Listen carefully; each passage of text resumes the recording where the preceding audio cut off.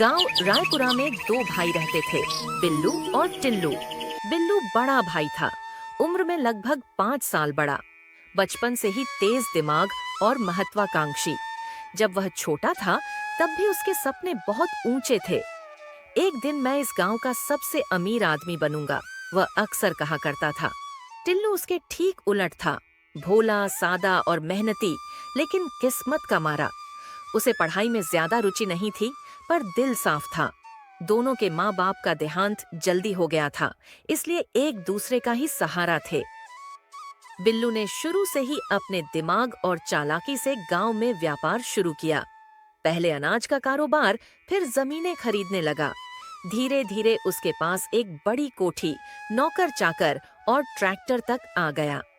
वहीं टिल्लू गांव के छोटे मोटे काम करता था, कभी खेतों में मजदूरी, कभी किसी के मवेशियों को चराना। बिल्लू के पास सब कुछ था, लेकिन टिल्लू के पास सिर्फ उसका भाई, और भाई का प्यार भी आधा अधूरा। एक शाम का वक्त था, सूरज ढल रहा था और टिल्लू खेत से थका हारा लौट रहा था। बिल्लू अपने बड़े आंगन में कुर्सी पर बैठा था, सामने चाय और अखबार। भैया आज बहुत मेहनत हो गई, पूरे दिन हल चलाया है। हमेशा रोते ही रहते हो, मेहनत करने से डरते हो क्या? हमारे जमाने में तो सूरज ढलने के बाद भी खेत में रहते थे। भैया मैं डरता नहीं हूँ, पर थोड़ा थक गया हूँ बस। थक गए, बस यही बोलते रहो। अगर मेहनत नहीं करोगे तो खाओगे क्या? जो रोटी खाते हो वो भी हमारे घर से मिलती है। टिल्लू चुपचाप सिर झुकाकर अंदर चला गया। दिल में दुख तो हुआ, लेकिन उसने कुछ नहीं कहा। उसे मालूम था कि बिल्लू बड़ा भाई है, वही सब कुछ है। समय बीतता गया। बिल्लू का व्यापार अब गांव से शहर तक फैल गया था। लोग उसकी इज्जत करते थे, लेकिन भीतर से वह घमंडी हो गया था। टिल्लू अब भी उसी के घर में रहता था, लेकिन अब उसे नौकरों की तरह ट्रीट किया जाता था। कभी बिल्लू कहता, टिल्लू, गोदाम में जाके देखो कितनी बोरियां बाकी हैं। अरे, गाय को चारा डालना मत भूलना। कभी कभी तो दोस्तों के सामने भी कह देता, भाई तो है मेरा, लेकिन बस नाम का, काम से ज्यादा कुछ नहीं आता इसे। टिल्लू के चेहरे पर बस एक दर्द भरी मुस्कान रह जाती थी। एक सुबह बिल्लू शहर जाने की तैयारी में था। नई कार खरीदी थी, नए कपड़े, चमकते जूते, सब कुछ नया। भैया मैं भी चलूं क्या शहर? तू इस हालत में लोग क्या कहेंगे? जा, पहले कुएं पर जाकर हाथ मुंह धो ले। टिल्लू ने चुपचाप सिर झुका लिया। वह सोचता रहा, क्या भाई का प्यार भी पैसे से तौला जाता है? उस रात टिल्लू के कमरे में उसका पुराना रेडियो बज रहा था। धीरे से गाना चला, यारों का मैं यार हूँ। टिल्लू मुस्कुराया और फिर सोच में डूब गया। तभी बिल्लू दरवाजे पर आया। अरे, अभी तक जाग रहे हो? हाँ भैया, नींद नहीं आ रही थी। कल सुबह जल्दी उठ जाना, खेत में मजदूर नहीं आएंगे तो तू ही काम संभाल लेना। ठीक है भैया। बिल्लू चला गया और टिल्लू ने आसमान की तरफ देखा। भगवान, क्या मैं इतना भी लायक नहीं कि अपने भाई के साथ बराबरी से रह सकूं? उसकी आंखों से आंसू निकल आए।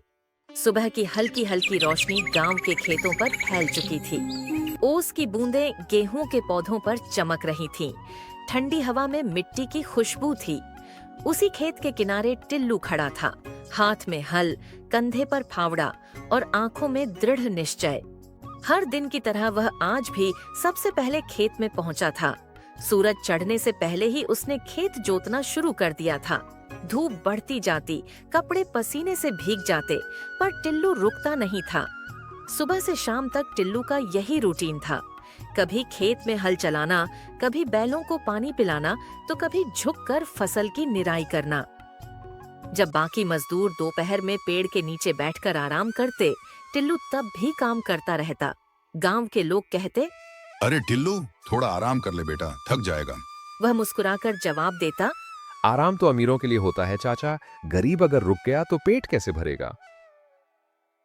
सूरज ढलते ही वह खेत से घर लौटता, थका हारा, पर मन में संतोष था कि उसने आज फिर ईमानदारी से दिन पूरा किया। शाम को खाना खाकर वह सीधे बिल्लू के गोदाम चला जाता। बिल्लू ने उसे चौकीदार की जिम्मेदारी दे रखी थी। रात भर गोदाम की निगरानी करना, कोई चोर न घुस जाए, कोई अनाज खराब न हो। ठंडी रातों में वह बस एक पुराना कंबल ओढ़कर गोदाम के बाहर बैठा रहता, हाथ में लालटेन और पास में एक डंडा। कभी नींद लगती भी तो ठंडी हवा के झोंके से आंख खुल जाती। कभी कभी वह आसमान की ओर देखता और सोचता, कितने सितारे हैं ऊपर, लेकिन एक भी मेरा नहीं। यह सिलसिला महीनों चलता रहा। दिन में खेत, रात में चौकीदारी। नींद की कमी, बदन दर्द और अंदर का दर्द सब बढ़ता जा रहा था। एक दिन सुबह सुबह जब वह खेत में पहुंचा तो पैर लड़खड़ाए और वह गिर पड़ा। पास के मजदूर दौड़े आए। अरे टिल्लू, क्या हुआ रे? कुछ नहीं, बस थोड़ा थक गया हूँ। उस रात टिल्लू ने खुद से बात की। भैया को मैं भाई समझता हूँ, पर वो मुझे नौकर से ज्यादा कुछ नहीं समझते। शायद अब मुझे खुद के लिए कुछ सोचना होगा। लेकिन किस्मत को कुछ और मंजूर था। दूसरे दिन जब बिल्लू खेत पर आया, उसने देखा कि टिल्लू देर से पहुंचा है। धूप निकल चुकी थी और मजदूर काम शुरू कर चुके थे। अब यही रह गया है? इतनी देर से आता है, गोदाम की चौकीदारी करता है तो खेत छोड़ देगा क्या? भैया, रात भर नींद नहीं आई थी, थोड़ा देर हो गया, पर काम पूरा कर दूंगा। मुझसे बहस करेगा अब तू?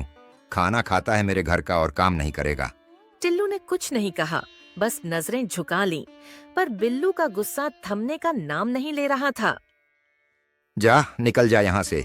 अब मुझे तेरी जरूरत नहीं है। जिसे भाई समझ कर रखा था वो भी बोझ बन गया। इतना कहते हुए उसने टिल्लू को जोर से धक्का दिया। टिल्लू गिर पड़ा। कुछ मजदूर यह सब देख रहे थे, लेकिन कोई कुछ नहीं बोला।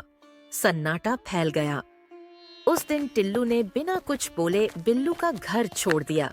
सिर्फ एक झोला उठाया जिसमें 2 कपड़े थे और माँ की पुरानी तस्वीर। वह गांव के कोने में पहुंचा, जहां पुराने नीम के पेड़ के पास थोड़ी सी खाली जमीन थी। वहीं उसने बांस और छप्पर से एक छोटी सी झोपड़ी बना ली। अब वहीं उसका घर था, बिना दीवार, बिना रोशनी, बिना किसी की छांव। रात में मिट्टी के दिए से थोड़ी रोशनी करता और उसी में खाना बनाता। कभी सूखी रोटी, कभी उबला पानी, पर अब किसी के आगे हाथ नहीं फैलाता था। उसके अंदर अब एक अलग आग जलने लगी थी। धीरे धीरे गांव में बात फैल गई। बिल्लू ने अपने छोटे भाई को निकाल दिया। लोग आपस में कहते, अरे टिल्लू तो कितना सीधा था रे, इतना काम करता था उसके लिए, फिर भी निकाल दिया। अरे बिल्लू को तो अब पैसा चढ़ गया है सिर पे। अब टिल्लू सुबह अपने खेत जैसे दूसरे लोगों के खेतों में मजदूरी करता और रात को अपनी छोटी झोपड़ी में मिट्टी का चूल्हा जलाता। कभी कोई 2 रोटी दे देता तो शुक्रिया कहकर खा लेता, कभी खुद पकाता, बस नमक और रोटी। पर अब उसके चेहरे पर संतोष था, क्योंकि अब जो भी मिल रहा था अपने दम पर मिल रहा था। अब मैं खुद के दम पर जीकर दिखाऊंगा। बिल्लू का व्यापार अब शहर तक फैला हुआ था, लेकिन साथ में उसका घमंड भी। उसने लालच में आकर कुछ गलत सौदे कर लिए थे। कर्ज बढ़ता गया और एक दिन शहर से खबर आई, बिल्लू का माल ट्रक से चोरी हो गया। एक ही झटके में लाखों का नुकसान हो गया। जो लोग कल तक उसकी तारीफ करते थे अब पीछे हटने लगे। साझेदार बोले, बिल्लू भाई, अब तो हम नहीं जोड़ सकते, नुकसान बहुत बड़ा है। घर के नौकर भी धीरे धीरे छोड़ने लगे। गांव के लोग अब उसे दूर से देखकर कहते, देखो, बहुत घमंड था ना इससे अपने पैसों पर, अब सब चला गया। बिल्लू के घर की रौनक मिटने लगी। रात को बिल्लू अक्सर अकेला बैठा रहता। बड़ा सा आंगन, लेकिन दिल खाली। कभी शराब पीकर अपने आप से बातें करता, मैंने क्या पाया, क्या खो दिया, पैसा कमाया पर भाई खो दिया। वो सोचता, अगर आज टिल्लू होता तो शायद मेरे पास कोई होता सुनने वाला। पर फिर अहंकार बीच में आ जाता। नहीं, मैं खुद संभाल लूंगा। उधर गांव के कोने में टिल्लू की झोपड़ी में जिंदगी चल रही थी। वो अब गांव के लोगों की मदद करता, छोटा सा सब्जी का ठेला लगाता और अपनी मेहनत से थोड़ा थोड़ा पैसा जोड़ता। गांव के बच्चे उसे टिल्लू भैया कहकर पुकारते थे। कभी किसी से नफरत मत करना, क्योंकि वक्त सबका एक जैसा नहीं रहता। एक रात बिल्लू के गोदाम में आग लग गई। गांव के लोग दौड़ पड़े, लेकिन आग बहुत तेज थी। अनाज, मशीनें सब जल गया। बिल्लू वहीं बैठ गया, दोनों हाथों से सिर पकड़कर। सब खत्म हो गया। उसके पास न पैसा बचा न दोस्त, घर तक गिरवी रखना पड़ा। वो टूट चुका था, अंदर से बाहर से, हर तरह से। सुबह जब टिल्लू खेत से लौट रहा था, उसने देखा बिल्लू अकेला सड़क के किनारे बैठा है, आंखों में आंसू। वो धीरे से पास गया। भैया, ये क्या हाल बना रखा है? बिल्लू ने सिर उठाया और कुछ पल उसे देखा। वही चेहरा, वही सादगी, वही भाई जिसे उसने खुद घर से निकाला था। आंखों से आंसू बह निकले। मुझे माफ कर दे टिल्लू, मैंने तुझे बहुत सताया। मेरे पास सब था, पैसा, इज्जत, पर तेरे बिना मैं खाली था। आज सब चला गया, बस तू ही याद आया। भैया, माफी कैसी? भाई से क्या गुस्सा रखना, आप मेरे बड़े हैं, जो किया वो प्यार में किया। टिल्लू उसे अपने छोटे से झोपड़े में ले आया। छोटा घर था पर दिल बड़ा। उसने मिट्टी के चूल्हे पर खिचड़ी बनाई और बिल्लू को दी।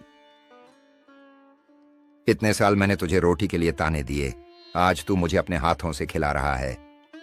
भैया, जिंदगी घूमती है, कभी ऊपर कभी नीचे, पर इंसान वही बड़ा जो गिरकर भी किसी को गिरने न दे। टिल्लू, तू सच में मुझसे बड़ा निकला। अब दोनों भाई साथ रहने लगे। बिल्लू ने अपनी गलतियों से सबक लिया। उसने टिल्लू के साथ मिलकर फिर से खेतों में काम शुरू किया।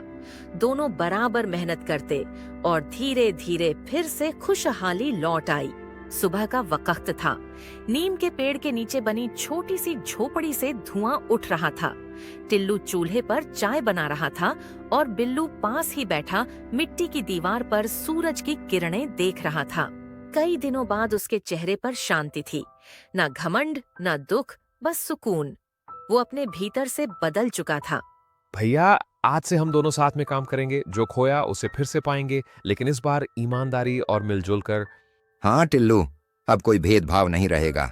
अब जो भी होगा साथ में होगा, मेहनत भी, रोटी भी। दोनों ने एक दूसरे का हाथ थाम लिया और यहीं से शुरू हुई नई जिंदगी की कहानी। दोनों ने सबसे पहले गांव के खेतों को सुधारने का निश्चय किया। बिल्लू के पुराने खेतों में अब खरपतवार उग आई थी और गोदाम जल चुका था। लेकिन टिल्लू बोला, भैया, जमीन चाहे बंजर हो, मेहनत डाल दो तो सोना उगलेगी। दोनों सुबह सुबह उठते, खेत में जाते, खुद हल चलाते। गांव के लोग हैरान थे। अरे, बिल्लू मालिक खुद खेत में हल चला रहा है। पर बिल्लू अब वही अमीर आदमी नहीं रहा था। वह अब मेहनती किसान बन चुका था। दिन भर दोनों भाई साथ काम करते, कभी बीज बोते, कभी पानी लगाते, कभी गोबर खाद डालते। टिल्लू हंसते हुए कहता, भैया, अब तो हमारे हाथों की लकीरें मिट्टी से मिलकर किस्मत लिखेंगी। और सच में किस्मत फिर से पलटने लगी।